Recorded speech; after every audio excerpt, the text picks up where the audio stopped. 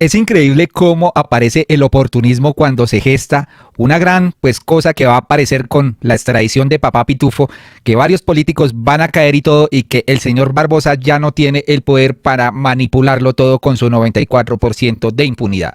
Pues ahora este señor reaparece atacando a Gustavo Petro, diciendo que no denunció los dineros de Papá Pitufo a su campaña. ¿Qué le pasa? ¿Que por qué no confiaba en la fiscalía más espectacular de Colombia y del mundo? ¿Quién iba a confiar en este señor Francisco Barbosa si sabíamos todas las triquiñuelas que estaba haciendo presuntamente, no? Pues resulta que este señor salió en entrevista con Luis Carlos Vélez, el señor que despidieron de la FM, a decir que Gustavo Petro no informó que hubo un ofrecimiento de dineros por parte de Papá Pitufo para esta campaña, lo que puede configurarse como varios delitos. Ahí sí cae, ¿no? O si hubiera denunciado, ¿qué hubiera pasado? ¿De a cuánto nos toca? Hágame el favor, des en cuenta. Yo creo que es un tema que va a crecer, es un tema donde hay delitos de por medio, presuntos delitos de por medio, de obstrucción a la justicia. En Colombia no hay delito de obstrucción a la justicia, pero existen una serie de delitos que están aparejados a la obstrucción a la justicia, como la omisión de denuncia, como el ocultamiento de elementos materiales probatorios para el caso de vender seguramente enriquecimiento ilícito por vía de lavado de activos. Luego aquí hay una serie de figuras que simple y llanamente estoy definiendo en lo que ocurrió en enero, en enero del 2022, y en la entrega de esos recursos, que repito, nunca fue denunciado y nunca en las conversaciones que ya sostuve con Gustavo Petro se me informó nada relativo al señor Marín, alias Pitufo, sino empezamos a ver a un Gustavo Petro excesivo en los medios, sobre todo al final de mi gestión, hablando del señor Pitufo, de los contrabandistas, de que no se ha hecho nada en Colombia frente a eso, y evidentemente... Y es que no se había hecho nada, no cogieron al señor Pacho Malo, agentes del CTI no informaron que habían matado a sus compañeros por denunciar esto, no quisieron torcer aquí los testimonios y demás. Marta Mancera no fue una de las que presuntamente encargada de que no se investigara esto. Entonces, viene a decir acá que es que no le contaron, que por qué, cuando guardaban un grado de impunidad, o este señor acaso no se fue allá hasta Buenaventura a entrevistarse y a darse cuenta que los del CTI habían encontrado sobornos en personal de la fiscalía, de su fiscalía. Entonces, por Dios. Pues para nosotros la interpelación hubiese sido en aquel momento mucho más importante si el presidente de la República o el candidato Gustavo Petro le hubiera puesto eso a la justicia de presente. Y quiero decir además una cosa. Esos hechos que se cometieron en ese momento eran hechos que no correspondían al fuero de senador. Luego, el 7 de agosto, cuando Gustavo Petro salga de la presidencia de la República, esos hechos tendrán que salir de la comisión de acusaciones y tendrán que dirigirse a la Fiscalía General de la Nación y no a la Sala de Instrucción de la Corte Suprema de Justicia, porque esos hechos no tienen relación con su función como senador de la República. Luego, este tema tendrá que ir a partir del 7 de agosto del otro año a la Fiscalía General de la Nación y seguramente... Es decir, aquí Francisco Barbosa está amenazando al presidente, que cuando salga aquí de su fuero como presidente, entonces que le van a echar mano a la fiscalía, que lo van a investigar. Señor, usted ya no es el fiscal general de la nación. Y desde aquí, dejémosle estas perlitas para que se den cuenta cómo este señor posa de moralista, posa de ético, y aquí Esmeralda Hernández lo deja como un culo.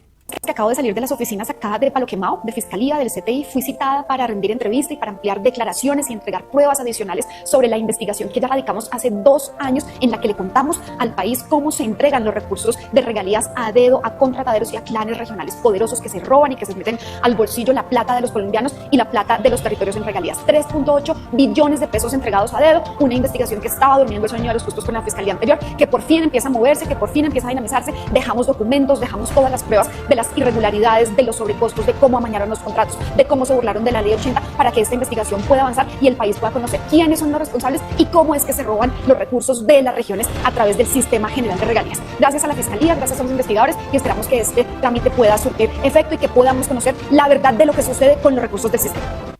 Ahí están pintados, pero aquí el que posaba, mejor dicho, del mejor fiscal, no quedó nada, ¿no? Nomás el lujo escondido del fiscal aquí, contado por el congresista Fabián Díaz. El exfiscal Francisco Barbosa, el amigo íntimo de Duque, que en su momento dejó en la fiscalía y quien pasó a la historia por su incompetencia, por haber dejado los índices de impunidad más altos, donde se beneficiaron corruptos y criminales. Bueno, además de los sobrecostos y los gastos desmedidos e injustificados en su administración en la fiscalía, podemos nosotros encontrar cómo construyó una suite en el búnker de la fiscalía, amoblada con diferentes elementos, donde se gastó millones de pesos de los colombianos. una suite para descansar. Debía seguramente estar muy cansado el entonces fiscal Barbosa de no hacer nada. O quizás el tape-tape, el archivar, el dilatar los diferentes procesos de corrupción lo cansaba mucho, lo desgastaba bastante, y es por ello que para él ameritaba justamente ese espacio de descanso. Y es que esta suite se compraron diferentes elementos como colchones, sofacamas, tapetes, costosas sillas, una poltrona de 32 millones de pesos, gastos innecesarios. Pero ¿a qué vamos al lugar? Y es que todos estos elementos, todos estos muebles que tenían para este espacio de descanso del exfiscal Barbosa no aparecen. ¿Dónde están? Nos preguntamos, ¿será que quizás estarán en la casa del fiscal? Ante ello hemos interpuesto las denuncias, porque no puede ser posible que un incompetente fiscal, y lo decimos justamente por las cifras de impunidad, por las dilaciones en los procesos, donde los criminales estaban muy felices, como los de Odebrecht, que veíamos nosotros en otros países como a la justicia adelantaba las acciones y llegaba sin importar quién. En Colombia no pasaba nada. El fiscal descansando, por supuesto, en su suite presidencial blindada con los diferentes elementos costosos que los colombianos le compramos, y parece que él se lo tomó muy a pecho y al parecer se los terminó llevando. Pues señor fiscal, perdón, es fiscal, tiene que devolverlos, y no solamente debe responder por ello ante la justicia, sino también ante su incompetencia. Y es por ello que le solicitamos a la Comisión de Acusaciones, a quienes les hemos radicado en diferentes oportunidades denuncias del exfiscal Barbosa, avancen justamente en esas investigaciones. Porque si en nuestro país no hay justicia, acudiremos incluso a instancias internacionales. Pero no pueden salirse con la suya quienes convirtieron una entidad como la Fiscalía, que es el ente acusador, en el ente defensor de los corruptos de nuestro país. No se puede salir con la suya y debe responder. No, señores, y este señor hablando de que le va a echar mano al presidente de la República cuando termine su mandato. ¿Qué tal estas amenazas de este señor? Pues vamos a ver también un debate que se presentó sobre la conmoción interior por problemas en el Catatumbo, pero aquí el señor Miguel Uribe salió a defender a su Uribe, ¿no? Tengan en cuenta que pobrecito. Colombianos, hoy alzo la voz en representación de millones de ciudadanos que creemos en Álvaro Uribe Vélez. Como presidente, fue aquel que liberó a Colombia de las garras de las FARC, el ELN y el paramilitarismo. Como presidente, hizo un país inviable en un país próspero. Para decirlo de manera resumida, Colombia fue la joya de la corona en América Latina en la primera década de los años 2000. Álvaro Uribe ha actuado en el marco de la ley, la democracia y la Constitución. Oiga, ¿en serio se cree todas estas palabras? ¿Ha actuado en el marco de la ley? ¿Seguro, señor? ¿En el marco de la Constitución? ¿Cuando torció la Constitución para hacerse reelegir? ¿La yis política? ¿Las chuzadas? ¿Los falsos positivos? Y actuó en el marco de la ley. Y hoy es víctima de una persecución judicial de aquellos que él derrotó militar y políticamente, que gracias a un gobierno cómplice de los criminales están gobernando una vez más. Ha sido un juicio sin garantías, en donde incluso ha habido interceptaciones ilegales en contra del presidente. A su vez, se le ha violado el debido proceso, que ni a él ni a ningún otro colombiano se le debe violar. En la justicia que creemos es la justicia imparcial, es en la justicia que construye sociedad y que por supuesto no permite que haya impunidad, pero no en la justicia que se utiliza como herramienta política, de la cual hoy el presidente Uribe es víctima. Y su único delito fue haber derrotado a la izquierda criminal, representada por las FARC, el ELN, que hoy, gracias a este gobierno, vuelve al poder.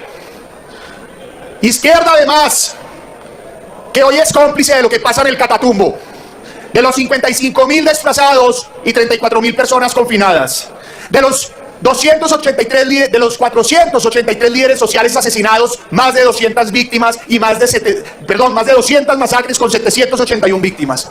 Son ellos los que le han hecho daño al país. Son ellos los criminales que tienen que pagar.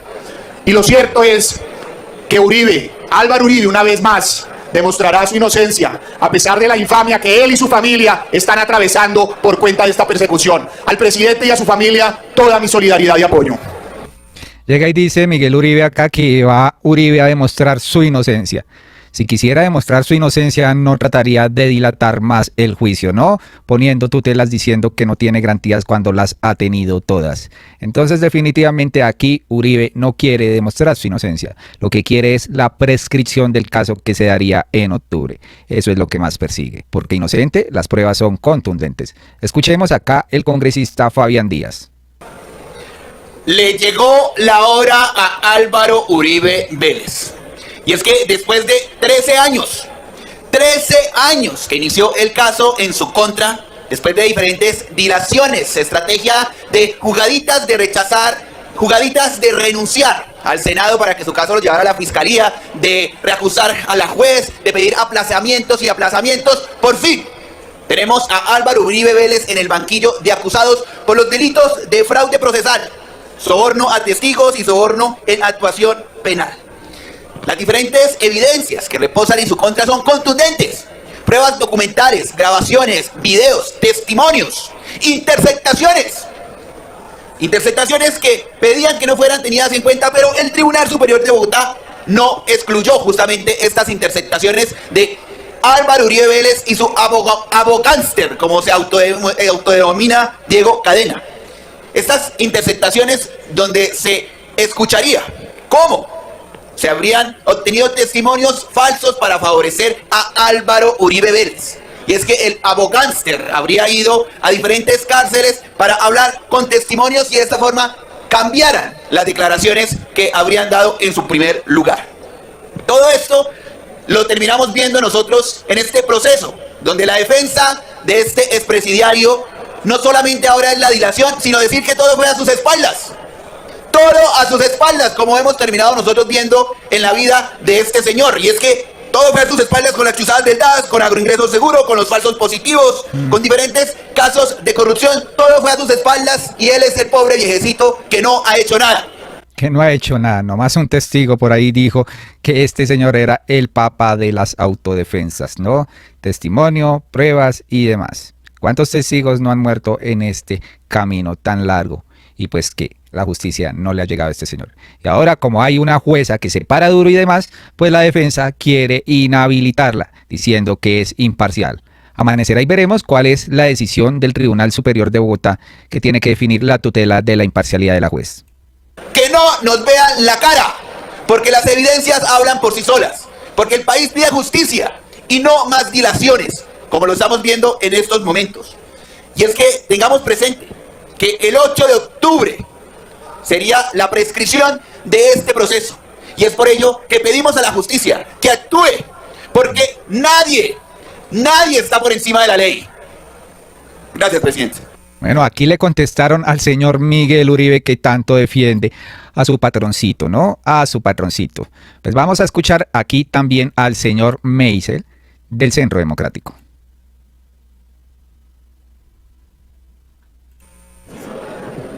Muchas gracias, presidente. Deseándole al país, presidente, y a ustedes, compañeros, que estemos a la altura de lo que necesita Colombia en este 2025, que no son menores los retos. Presidente, hoy estamos reunidos para el estudio del decreto de conmoción interior, y lo primero que quiero decir es que los que abrazamos la ley entendemos que es una figura constitucional y que el presidente está en toda la libertad de poder contemplarla. Lo que también hacemos es un llamado respetuoso a la Corte Constitucional a que estudie las causas que expone el presidente para ver si están dando lugar a ella. Lo que también es cierto es que para muchos de nosotros lo consideramos un abuso de la figura, toda vez que hemos dicho hasta el cansancio que el Catatumbo lo que necesita es un presidente, no necesita decretos. Y esto, el abuso de la figura, aunque es grave, compañeros, no considero yo que sea lo más dañino para el país. Es mucho más grave que las medidas y los decretos que acompañan el estado de conmoción interior nos los van dando a cuentagotas semana tras semana, sobre todo en lo que tiene que ver con las medidas tributarias que van a afectar el bolsillo de los colombianos. Y esto, aunque es grave, lastimosamente no sigue siendo lo más grave. Lo más grave, doctor Marco Daniel Pineda, es que el estado de conmoción interior que busca facultar extraordinariamente a un gobierno, yo le pregunto con respeto a esta plenaria, ¿quién es el que está gobernando? ¿A quién estamos facultando extraordinariamente en la vida nacional de la actualidad de este país? ¿Por qué, si la situación del Catatumbo es extraordinaria para el estado de conmoción interior, por qué no lo es para que el presidente esté en Colombia afrontando la situación y no de gira en un viaje promoviendo yo no sé qué haciendo sobre inteligencia artificial? ¿Por qué, si el estado de conmoción interior es tan importante, hoy no tenemos ministros en el gabinete de gobierno? Y entonces los poquitos ministros que hay no se pueden sentar en la misma mesa con la otra mitad del gabinete. Entre otras cosas, entendemos por qué Benedetti ahora sí les parece malo, ahora sí les parece machista, ahora sí les parece todo, cuando en campaña bastante que lo aceptaron cuando eligió o cuando ayudó a elegir al presidente Petro. Por eso, antes de querer restarle importancia al Congreso con los estados de conmoción interior, yo creo que es un deber de nosotros estar a la altura de lo que necesita este país en su actualidad y poder establecer cualquier mecanismo legal y constitucional que nos permita darle la mano junto con la fuerza pública, ya que el presidente, como cosa rara, se cuenta en sus giras turísticas fuera de Colombia. Gracias, señor presidente. Pues que hicieran algo por el país se les pidiera, porque definitivamente no han hecho absolutamente nada. Después vino la intervención del señor J.P. Hernández diciéndole unas cuantas cosas al señor exministro de Defensa Iván Velásquez, ¿no? Sobre sus reportes y sus estadísticas, y aquí después le contesta también el señor Iván Cepeda. Escuchemos aquí a J.P. Hernández y su odio visceral al gobierno, ¿no? Se va otro nefasto ministro que también quise sacar mediante una moción de censura, pero el Congreso no me ayudó. Se va el ministro de Defensa Iván Velásquez, a quien desde hoy llamaré el Gato Velásquez.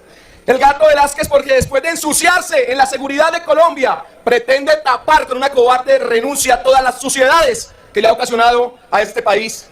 Se va dejando durante cerca de 3 años 778 niños y niñas víctimas del reclutamiento por parte de las guerrillas. Se va dejando más de 210 masacres con más de 1.108 víctimas. Se va dejando 214 policías y militares asesinados durante este tiempo. Se va dejando 663 actos terroristas, 749 secuestros, 32.421 homicidios en Colombia. Esas son las cifras que deja este nefasto ministro de Defensa. Un sinvergüenza culpable del dolor que hoy sienten miles y miles de familias que lloran sus seres queridos. Se va en medio del desplazamiento más grande que ha vivido Colombia desde el año 2007, cuando hubo 11.000 desplazados. Hoy son más de 50.000 desplazados en el Catatumbo.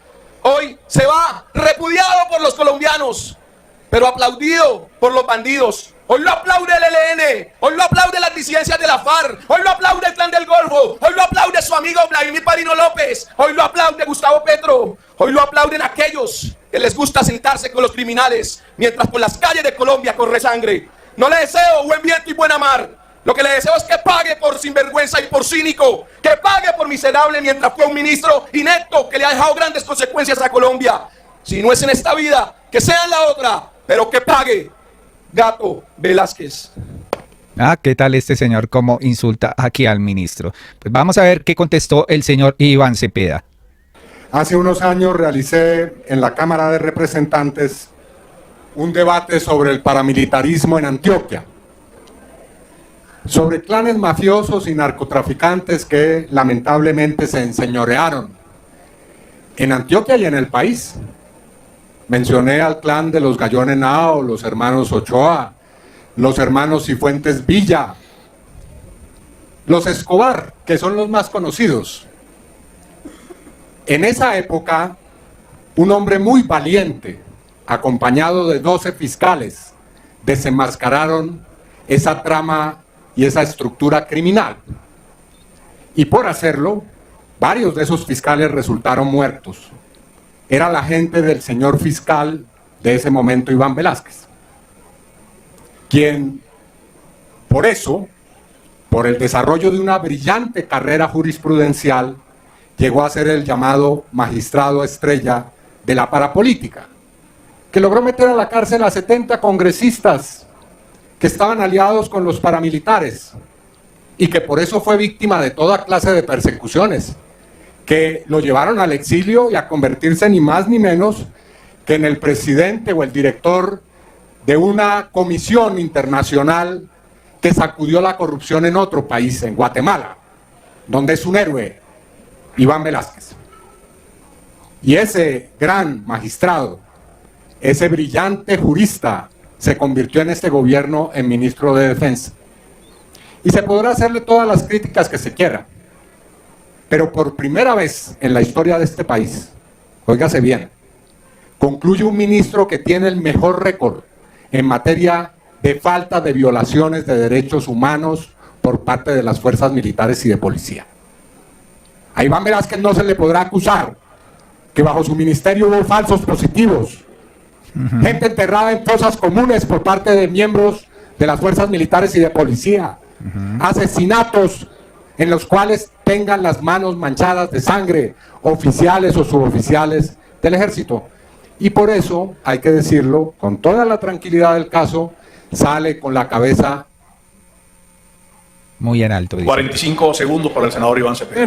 Menos, señor presidente. Sale con la cabeza en alto nuestro gran ministro y gran jurista Iván Velásquez. Muchas gracias a él, por supuesto. A usted, honorable senador. Así les arda, ¿no? Pero pues recuerden a Diego Molano que bombardeaba campos, recuerden al ministro Juan Manuel Santos o la ministra Marta Lucía Ramírez, ¿no?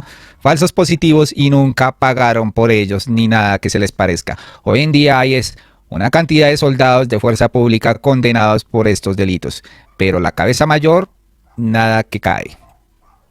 Vamos a continuación a escuchar a Paola Holguín y la respuesta de Wilson Arias. Constitucional, el decreto de conmoción interior. Yo me permito informar que el 4 de febrero solicité la suspensión provisional de ese decreto. Lo hice basado en el auto 272 de 2023 de expediente 15.040 y el auto 262 de 2024, expediente 15.375, que establece la posibilidad de decretar este tipo de medida de suspensión en caso de que un decreto sea abierto o manifiestamente inconstitucional. La grave alteración de orden público en la zona que comprende la declaratoria de conmoción interior responde a un problema, como lo han afirmado aquí quienes me antecedieron en la palabra, social de orden público que es histórico y estructural, lo que la Corte misma ha denominado violencia endémica en sentencia 466 de 1995. Al ser violencia endémica no es ni ocasional, ni esporádica, ni circunstancial, ni sobreviniente. Por lo tanto, no cumple los requisitos mínimos para ser un estado de excepción. Nosotros tenemos que resaltar que la gravedad de que se declare constitucional este decreto radica en que inmediatamente otras regiones del país que están atravesando por una situación similar de crisis social y humanitaria podrían pedir las mismas medidas excepcionales. Hoy lo hizo la gobernadora de Chocó, pero también lo podrían hacer los gobernadores de Cauca, de Nariño, de Guaviare, de Arauca, de Putumayo, del sur del Meta o el sur de Bolívar, donde se está viviendo una situación similar a la que hoy presenta el Catatumbo. Además, no es un hecho sobreviniente porque, como quedó en evidencia en la sesión de la plenaria de Cámara, la defensora del pueblo confirmó que se habían expedido 3 alertas en 2023 y 3 más en 2024 que ya advertían sobre la posibilidad de esta situación. La más grave de todas fue la alerta temprana de inminencia del 15 de noviembre del 2024. Pero además nos preocupa, como lo han dicho aquí, 2 cosas. La primera, el estado de excepción y los decretos que ha emitido el gobierno no van a conjurar la situación que hoy está viviendo el Catatumbo. Aquí lo expresaron varios compañeros, la situación del Catatumbo se da por el tema de la coca y... Minuto, honorable senadora. Muchas gracias, presidente. Por el tema de la coca y la expansión de las estructuras criminales. Y de la única forma que podríamos solucionar ese problema es si el gobierno ejerce control real de ese territorio y si genera una política integral contra el narcotráfico. Nosotros hemos dicho que es necesario que vuelva la erradicación manual forzosa y voluntaria, la sustitución de cultivos, las familias guardabosques, y hay que abrir nuevamente el debate sobre la fumigación con glifosato. Esta medida tiene además varios problemas, como lo vimos en el caso de La Guajira. Es el tema de la corrupción, de un escenario donde el Ejecutivo pasa por encima de los demás poderes, y a esto se suma la denuncia hoy en Arauca de cómo dineros de riesgos también fueron a parar a manos del ELN. La pregunta que todos nos hacemos es, si la situación es tan grave y estamos en un estado de conmoción interior, ¿dónde está el presidente? ¿Dónde están los ministros? ¿Cómo en un momento? Bueno, vamos a ver la intervención de Wilson Arias acá a continuación. Muchas gracias, honorable senadora. Tiene el uso de la palabra el senador Wilson Arias. Gracias. Gracias, presidente Asprilla. Yo, en breve se estudiará esta conmoción. La academia creo que le va a prestar grandísima atención a este debate. Me animo a intervenir, inclusive cambiando el sentido de mi intervención para una defensa cuasi personal, que creo en deuda de hacerla. Pero el sentido que lo que quiero decir, si el tiempo me lo da, es que es radicalmente distinto el sentido de esta conmoción interior. Casi que por primera vez el uso de un estado de excepción tan delicado en beneficio de los derechos humanos. Pero digo de la defensa cuasi personal de Iván Velázquez. Y especialmente en relación con una intervención que me parece mucho más que cizañosa. Ya se mencionó aquí por parte de Jairo Castellanos la actitud politiquera de algún senador que sobrevuela el Catatumbo y hoy nos viene a dar lecciones sobre el deber ser de esta conmoción. Por primera vez se da, creo yo, en nombre de lo que dice el artículo 2 de la Carta, que dice que las autoridades están instituidas para defender a los ciudadanos en sus derechos y libertades democráticas. Porque lo que quiero sustentar es que se ha hecho exactamente para lo contrario. Y precisamente ese vástago de la dinastía Turbay, que acaba de hacer uso de la palabra para ofender el nombre de un grandísimo hombre que ha hecho parte de este gobierno hasta hace poco, tal vez nos traiga a la memoria los días de Turbay Ayala y su estatuto de seguridad para refrescarnos la memoria y ver de qué manera son distintos unos y otros gobiernos. Durante Turbay Ayala, los 30 años de estado de sitio a que nos sometió el bipartidismo tradicional incesantemente, deslegitimando además el Estado, tal vez tuvo un momento culmen con Turbay Ayala y su estatuto de seguridad. La juventud debe saber que desfilaban los artistas por las caballerizas de Usaquén para ser torturados a manos del ejército colombiano. Las Fuerzas Armadas de Colombia torturaron en la época de Julio César Turbay Ayala. Sendos consejos verbales de guerra se encomendaban para perseguir de manera absolutamente obtusa y antiderecho a ciudadanos civiles que no militares. Ya el país, creo, desde el Consejo de Estado juzgó esa época y esa dinastía fue objeto de un repudio jurídico a cargo de los altos tribunales colombianos y los altísimos tribunales internacionales. El vástago de la dinastía Turbay, que hace el uso de la palabra aquí para ofender a un hombre limpio, pulcro como el que más, merece una respuesta enérgica por ello. Pero también en lo político ya recordar el modo como se perdió legitimidad del Estado y la fuerza pública colombiana y en cierta medida justificó la andanada guerrilleril y el aventurerismo guerrillerista que ha padecido Colombia en buena medida por esos periodos oscuros de la vida nacional. Pero pertenece el vástago de esa dinastía además después al partido de la seguridad democrática, la de los falsos positivos, la de las chuzadas. Un minuto, honorable senador Wilson Arias.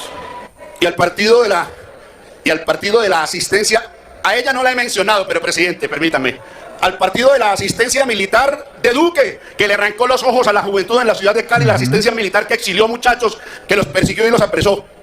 Entre tanto, esta conmoción es para preservar los derechos de la población y termino con esto. Tal vez esta acción concluye algo que me parece que está en el ambiente político de manera muy interesante para el debate más estratégico, más de los estadistas. Y es una guerrilla perfectamente deslegitimada. Y yo sí digo que la derrota política de la guerrilla es la antesala de una eventual derrota militar o por lo menos de una avanzada política y militar del Estado colombiano y no solamente en el Catatumbo. Ya llegarán las calendas para evaluarlo y lo estudiarán no solamente la historia y los constitucionalistas, sino seguramente el avanzado pueblo colombiano. Muchas gracias, presidente. A continuación viene Paola Holguín con una réplica porque se mencionó al Centro Democrático, no la mencionó a ella, pero aquí se la van a dar. Vamos a ver qué responde la señora Paola Holguín. A usted, honorable senadora Lirio Barrera, creo que la senadora Paola te está pidiendo una réplica. Senadora Paola Holguín. Muchas gracias, señor presidente. Solo para aclarar dos punticos. El primero, Turbay es anterior a la Constitución de 1991. Y a uno le da mucha tristeza que la mediocridad que se refleja en la multicrisis que hoy vive Colombia en seguridad social y económica, siempre la quieran tapar o desviar hablando de otros gobiernos. Y yo quiero ser clara en algo. Incluso la Comisión de la Verdad, que es poco afecta a este partido y al expresidente Álvaro Uribe, tuvo que reconocer que la política de seguridad democrática tuvo como resultado la reducción de todos los delitos de mayor impacto. Gracias a la política de seguridad democrática nosotros logramos una reducción del homicidio casi de un 50%, una reducción del 90% del secuestro. Logramos bajar a la mitad el hectareaje de coca, que en este gobierno llegó a la cifra histórica de 53.000 hectáreas y más de 2.600 toneladas métricas, que son el combustible que alimenta las estructuras terroristas, que gracias también a los ceses bilaterales de este gobierno y a la fallida política de paz, hoy controlan casi el doble de los municipios que controlan controlaban hace 2 años. Entonces, señor presidente, yo he insistido, dato mata relato, y ellos no pueden seguir con una falsa narrativa para ocultar su propio fracaso. Muchas gracias. Aquí esta señora dice eso, pero se le olvida también que durante su gobierno se asesinaron a mucha gente, se redujo los homicidios o se incrementaron, señores. Porque es que definitivamente esta política que implementaron de colocar las botas al revés, no se dice nada. Y no ha habido justicia realmente con la persona responsable, que es en el gobierno de Uribe que se dio todo esto, ¿no? Y en el de Duque ni hablar. Él terminó con un paro armado por parte del ELN y demás, y también las estructuras criminales creciendo. Y el naciente Clan del Golfo. Entonces no venga aquí a meternos los dedos a la boca. Colombianos, hasta acá este video, compartan este debate, también compartan esto del señor, pues, Francisco Barbosa, que posa mejor de impoluto y va por la cabeza de Gustavo Petro tan pronto termine el gobierno. ¿Cómo les parece? El impunidad. Muy amables y hasta pronto.